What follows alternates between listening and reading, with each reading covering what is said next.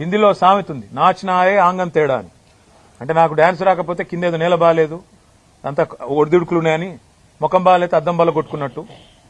గ్రామ సభల్లో ప్రజలు అడుగుతున్న ప్రశ్నలకు మీ దగ్గర సమాధానాలు ఉన్నాయా? ప్రజలు ఏమడుగుతున్నారు? 100 రోజుల్లో 6 గ్యారంటీలు అన్నారు, ఏమైందని అడిగారు. ప్రజలు ఏమడుగుతున్నారు?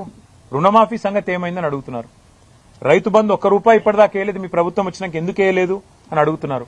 వాటికి సమాధానం చెప్పే సత్తా మీ కాడ లేకపోతే మేమేం చేస్తాం? ప్రజలు ఇంకొక మాట కూడా అడుగుతున్నారు. 1,06,00,000 దరఖాస్తులు తీసుకున్నారు మీరు ప్రజాపాలన పేరిట డిసెంబర్ 23లో. ఆ దరఖాస్తులు ఇచ్చినాం కదా, రేషన్ కార్డులకు, రైతు భరోసాకు మళ్ళెందుకు దరఖాస్తు పెట్టాలని అడుగుతున్నారు. ఎవరు తప్పిది? ఆ దరఖాస్తులు ఎక్కడ పోయినాయి? ప్రభుత్వం దగ్గర సమాచారం లేదు. అందుకే ఇవాళ మీరు రాష్ట్ర ప్రభుత్వాన్ని అనేది ఏమంటే, మీరు పరిపాలనలో నిమగ్నం కండి. మీరు ఇతరత్రా కార్యక్రమాలు బంద్ పెట్టి ప్రజలకు మేలు చేసే కార్యక్రమాలు, గ్యారంటీల అమలు, వాటి మీద మీరు దృష్టి పెడితే ఈ నిరసనలు మీకు తప్పుతాయి. లేకపోతే మాత్రం ఇవాళ ఎక్కడన్నా ఒక్క టీఆర్ఎస్ నాయకుడు పాల్గొన్న దాఖలా మీరు చూపెడతారా? ఎక్కడికక్కడ ప్రజలు మరలబడుతున్నారు, టెంట్లు ఊలగొడుతున్నారు.